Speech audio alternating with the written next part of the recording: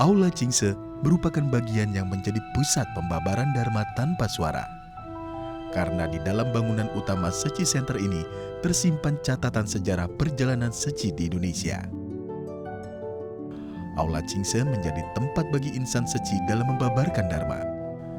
Kehadiran Aula Chingse sendiri tidak terlepas dari sejarah perkembangan Yayasan Buddha Seci di Indonesia.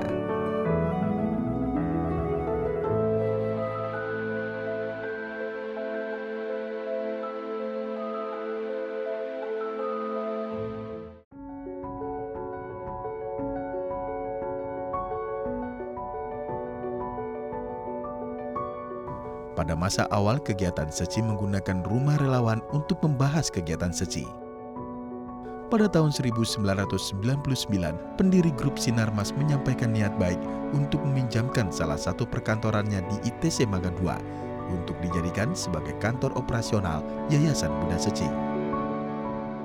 Seiring berkembangnya kegiatan dan semakin bertambahnya jumlah relawan di Jakarta, muncullah kebutuhan untuk memiliki rumah sendiri. Maka didirikanlah sebuah bangunan yang dinamakan Aula Chingse. Pada 10 Mei 2009, peletakan batu pertama pembangunan aula ini dilakukan. Dan selama 3 tahun proses pembangunan, pada 7 Oktober 2012, Aula Chingse Indonesia diresmikan. Lebih dari 5.000 relawan dan masyarakat umum menjadi saksi momen bersejarah ini.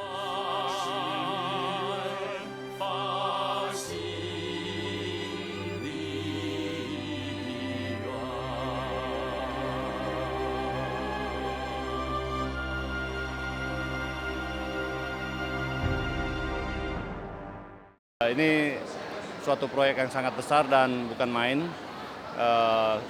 Jadi inilah rumah yang kita selalu impikan dan kita harapkan dengan seluruh cinta kasih dari semua masyarakat yang partisipasi yang telah mendonasikan kepada Seci, mudah-mudahan kita bisa kembang biakan cinta kasih ini ke seluruh pelosok di Indonesia.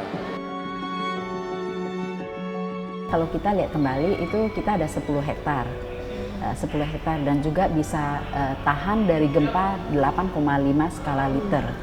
Gedung yang begitu megah dan luas, Master sangat mengharapkan menghadirkan pengabdian diri yang penuh welas asih dari insan Seci dan juga untuk merekam dan mewariskan sejarah Seci kepada generasi masa depan.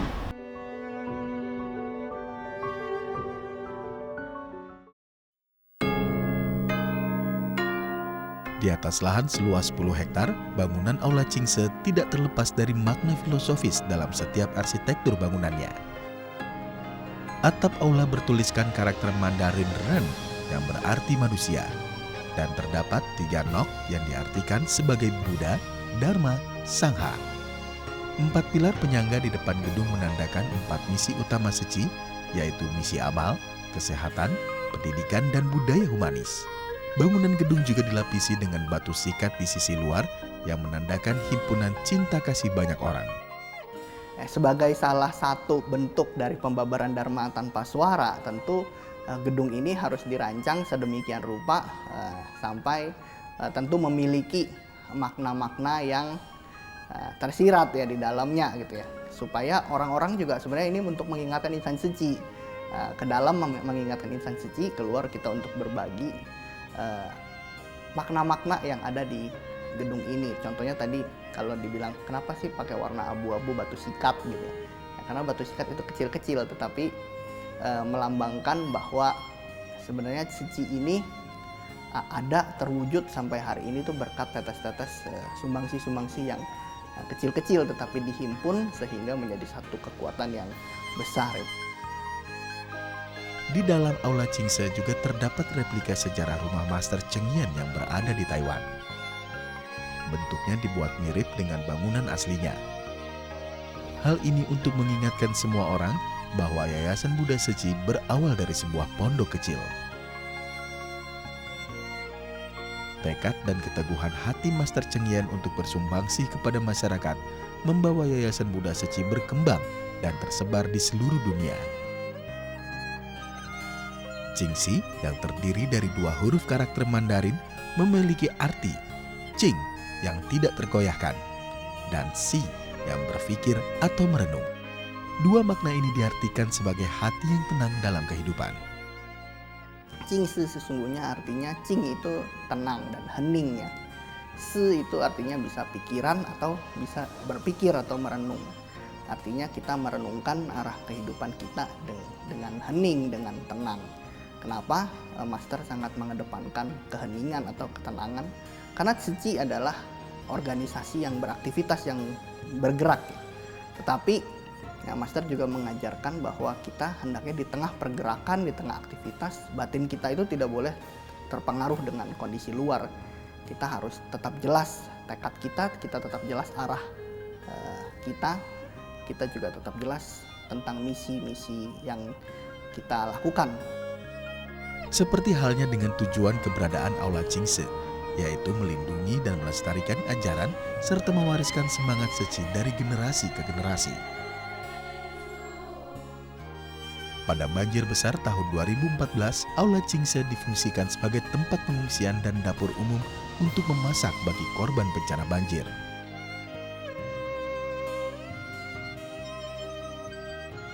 Untuk mengenal Tzu lebih dekat, sejumlah tokoh dan lembaga berkunjung ke Aula Qingse dan menapaki sejarah yang telah dilakukan oleh insan Tzu di Indonesia. Begitupun dengan semangat insan Tzu untuk terus menjaga gedung aula ini dengan kegiatan membersihkan gedung secara berkala. Membersihkan gedung Qingse layaknya rumah sendiri. Dengan kegiatan ini relawan pun memaknainya seperti membersihkan batin sendiri.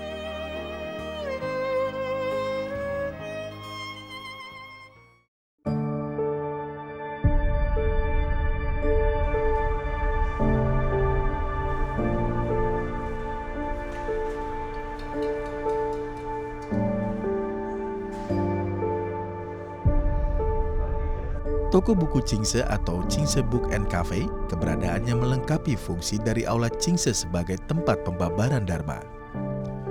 Tempat ini juga merupakan tempat untuk pengembangan budaya humanis Tzu serta sarana untuk relaksasi batin. Masa harapin ini benar-benar bisa buat orang yang bisa menenangkan diri di sini, bisa mendapat sesuatu ya seperti. Jadi dia nggak hanya seperti kita bilang hanya pengunjung luar, relawan pun menjadi satu tempat relawan yang bisa tenangkan diri. Jadi mereka biasanya kerja ya, nah setidaknya ada satu tempat yang mereka bisa duduk, bisa baca buku gitu. Jadi bisa relaksasi ataupun bisa santai ngobrol lah gitu, jadi nggak sibuk-sibuk kerja gitu. Nah kalau arti dari Qingse itu sebenarnya Qingse itu nama Master sendiri ya, waktu kedua kali dia meninggalkan rumah ya. Dan sekarang ini Master mengartikan maknanya adalah kita harus setiap saat mengingatkan diri untuk merenungkan pedoman dan makna kehidupan kita. Nah ini berkaitan erat dengan budaya humanis Tzu yang dalam jiwa kebijaksanaan kita. Toko buku Qingse dan Cafe di Indonesia pertama kali berdiri pada Agustus 2004 di Jakarta. Dilanjutkan dengan toko buku Qingse dan Cafe yang berada di Batam, Medan, Pekanbaru, hingga Bandung.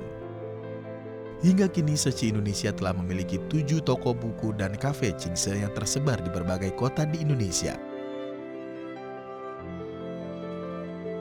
Dengan dekorasi sederhana dan elegan, desain toko buku Qingse dan kafe ini memberikan unsur ketenangan bagi setiap pengunjungnya.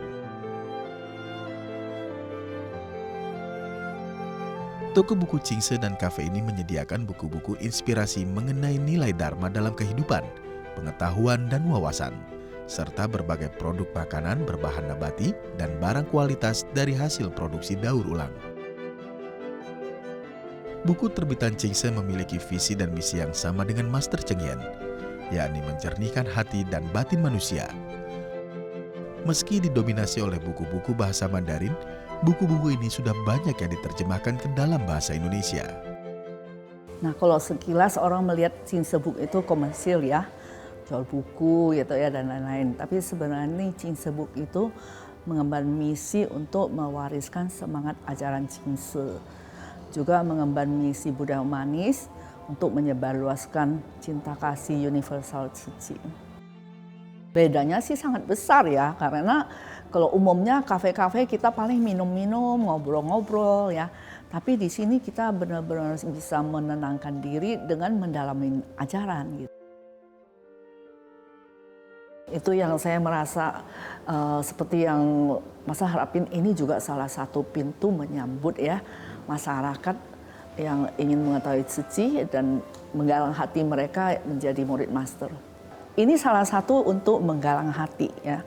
Jadi donatur ataupun relawan gitu ya. Nah, mereka kadang minat udah saya jelasin, saya akan ajak mereka juga sih ikut sosialisasi ya mengenai relawan. Nah, dari sana juga ada yang sudah jadi sih, ada beberapa yang udah sampai komite sekarang.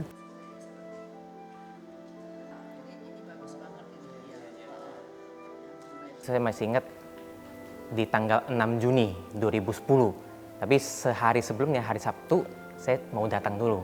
Ya kan? Pas saya datang di sore hari gitu, nah di depan kasir ya istilahnya itu ya, ada Livia Sku. Nah, ada Livia Sku yang menghampiri saya bertanya, ini dari mana? Saya bilang, ya saya mau jadi relawan Tzu Chi nih, mau tanya gimana caranya. Nah, setelah itu 6 Juni 2010 saya ikut sosialisasi, lalu memutuskan untuk bergabung menjadi relawan Tzu Chi. Livia telah memegang tanggung jawab untuk operasional toko buku Chingse dan kafe selama 18 tahun.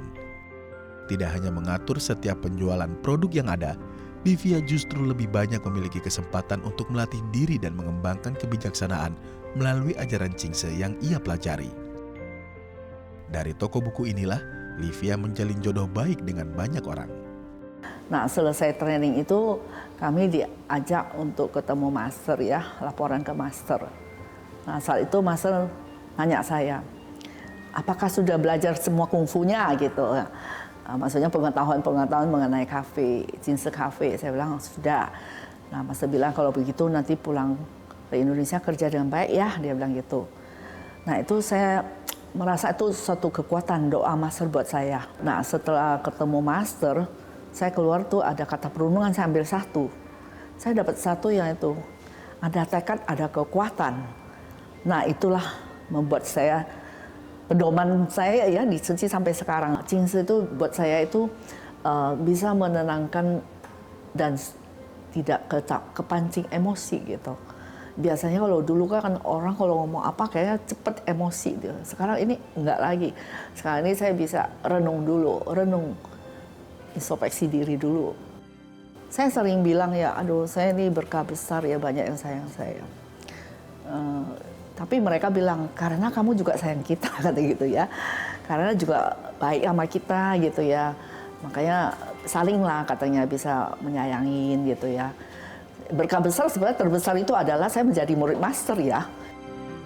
Toko buku Chingse dan kafe tidak hanya sekedar tempat penjualan produk Chingse. Makna lebih dalam dari keberadaan toko buku ini adalah ruang pembabaran Dharma untuk mendalami semangat dan ajaran Chingse.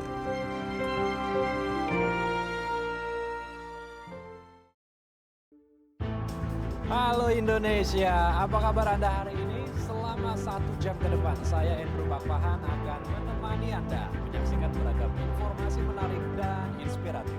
Di antaranya mengedepankan prinsip kebenaran, kebajikan, dan keindahan. Dai TV sebagai salah satu badan misi humanis Tzu Chi berperan untuk menyebarkan cinta kasih dan nilai kebajikan di masyarakat. Dai TV yang beroperasi di Jakarta dan Medan hadir sebagai televisi cinta kasih yang menghadirkan tayangan humanis. Dai TV memulai siaran pertama pada 25 Agustus 2007. Master Cheng Yen mendukung kehadiran Dai TV sebagai wadah menyebarkan nilai-nilai humanis dan kebaikan di masyarakat dengan jangkauan yang lebih luas.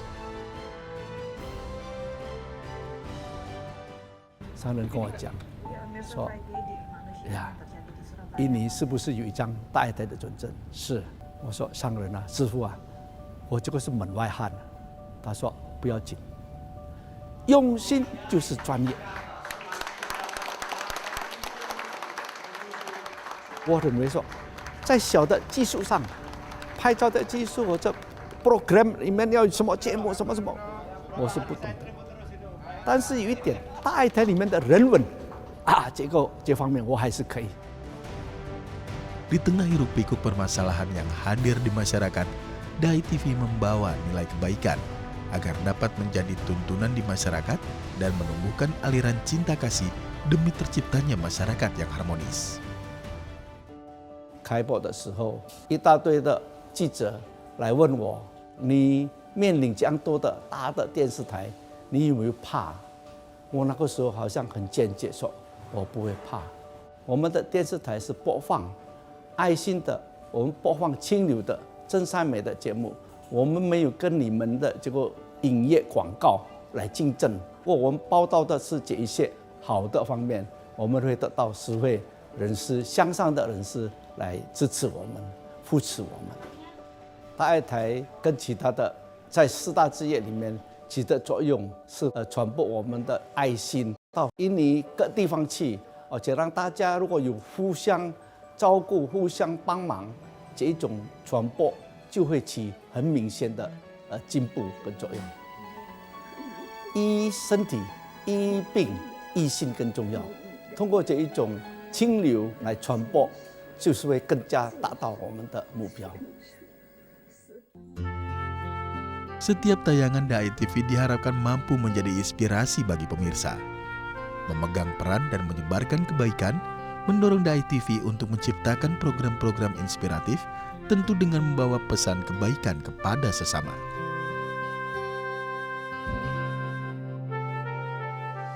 Ini kita akan lihat ini siapa ya dalam cerita ini yang anak baik dan siapa yang anak jahatnya. Kemarin yang baik siapa ya? Gambar apa tuh? Dai TV membuat saya belajar banyak, belajar nilai-nilai kehidupan, belajar untuk menjadi orang yang lebih baik, tidak selalu menjadi orang yang merenungi nasib, karena ada banyak orang yang lebih susah dari kita. Kita harus belajar lagi untuk bisa membagikan kebahagiaannya kita itu ke orang, enggak menyimpan itu sendirian gitu. Sehingga Dai menjadi hal yang sangat penting ya untuk saya, untuk mengajarkan saya menjadi orang yang benar-benar lebih baik daripada sebelumnya. Selamat pagi Gabriel, apa kabar? Gabriel, apa kabar? Kabar baik, salam baik. Selamat pagi semua. Halo, apa kabar? Selamat pagi semua. Apa kabar? Baik.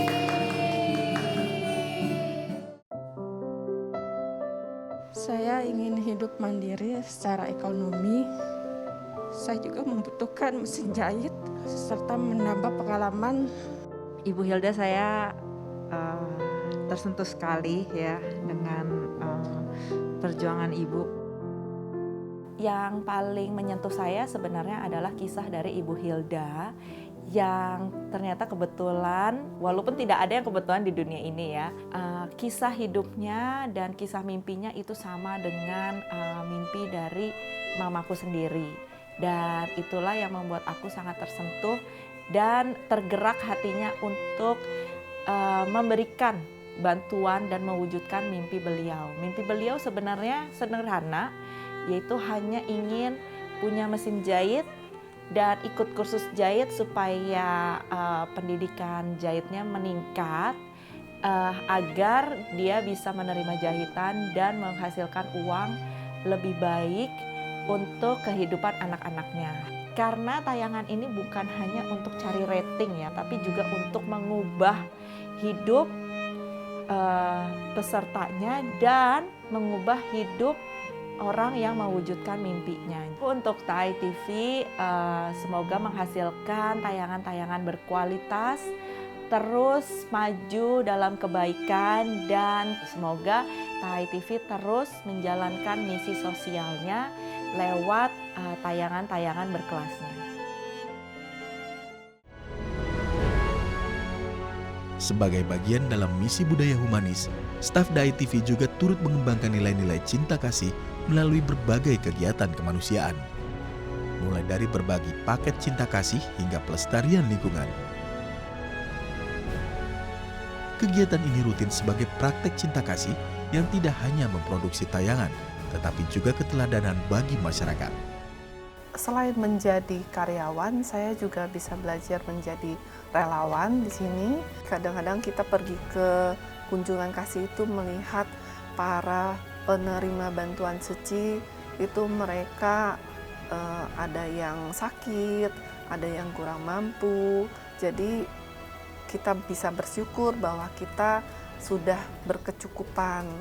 Apa yang kita ada itu harus kita kembalikan juga. Jadi bukan hanya kita sudah bersyukur saja, tetapi kita juga tetap memberikan baliknya kepada orang yang tidak mampu. Hingga kini, DAI TV terus melangkah mengembangkan teknologi siaran agar dapat dijangkau dan disebar lebih luas lagi. Dengan cepat, masyarakat dapat menerima berbagai informasi dan kisah inspirasi melalui sejumlah platform digital. Kita nggak bisa, DAI TV itu nggak bisa berdiri sendiri, berusaha sendiri, beraksi sendiri, itu nggak akan bisa gitu. Kita butuh banyak orang yang bisa mendukung, yang sejalan dengan kita untuk membuat konten-konten positif. Jadi ini bisa jadi gerakan kebenaran, kebajikan, keindahan ini bisa jadi sebuah gerakan yang merangkul banyak orang. Atas konsistensinya menyebarkan tayangan kebaikan, DAI TV juga meraih beberapa penghargaan, di antaranya